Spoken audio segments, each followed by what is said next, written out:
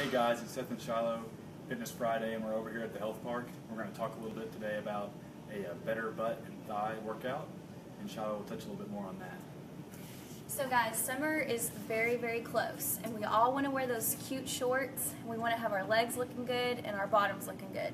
So we have come up with 4 exercises today that's going to target your bottom. And we're going to tell you what those are.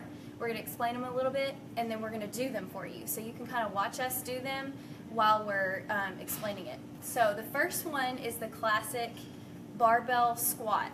Okay, this is a classic exercise. It works every muscle in your lower body that you can think of. It's great for your bottom, great to create that round shape that everybody wants. The second movement that we're going to do is the lunge, which we've gone over before. So we're going to do those again for you, and we'll touch a little bit more on that in a second. The third exercise is a little awkward at first, but once you do it, you'll see what we're talking about, how it works your bottom. It's called a glute bridge or a hip thrust.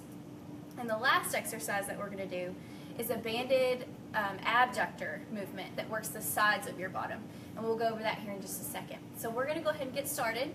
Seth is going to be over here, and I'm going to be here. And we're going to do the first movement, which is the barbell squat.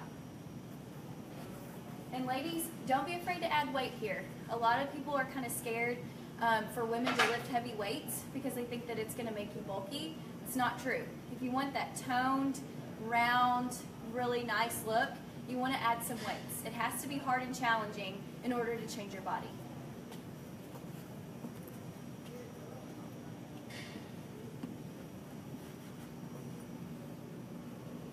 So again, you want to keep your weight in your heels. You want to stay upright, look forward, and exhale at the top. And when Shiloh talks about the weight through her heels, she does that so that she's getting more of the push through her hamstring and glute. It's fine to go up to your toes when you're squatting and drive through your toes, but you're working more of your quad. And we want everything to stay balanced. We don't want to be quad dominant or hamstring dominant. We want them both to be equal. So next up is lunges, and this is a great exercise, again, for your bottom. We've gone over these before. We're going to do them again. And I'm going to hold weights because, like I said, the harder it is, the more your body's going to change. Seth is going to do a little bit different type of lunge.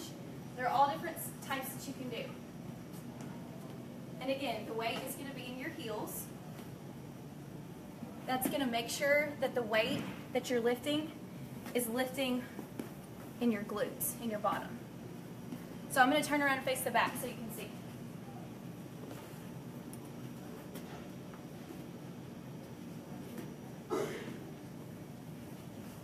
And mine is just called a stationary lunge with a deficit. So if you don't have a lot of space where you can do a walking lunge, you can stay in one spot and even put your back foot on an elevated surface. This is probably about 4.5 inches, and that's plenty to give me the little extra depth that I need to really engage that glute. So this next exercise is the awkward one, okay? So it's called a glute bridge, or otherwise known as a hip thrust.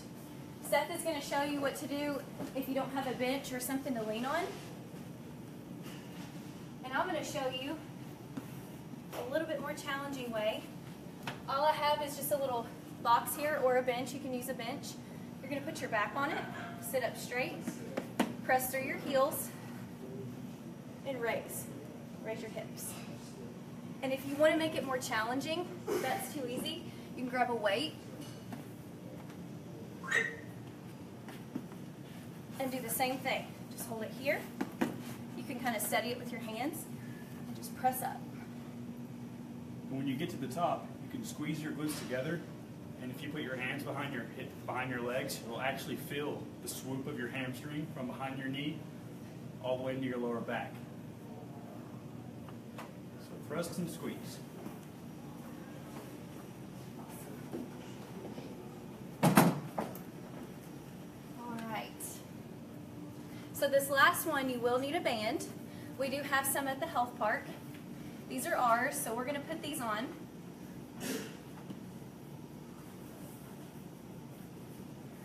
As you'll notice, I'm wearing mine around my knees. Seth's around his ankles. You can go either way. So this is the one that works the sides of your glutes or your bottom. So I'm just going to step side to side. Try to get it fully stretched before you step to the other side.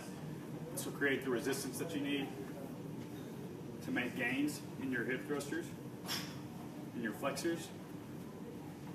And it won't take long for you to be tired with these. These are all muscle groups, the larger muscle groups that you're working.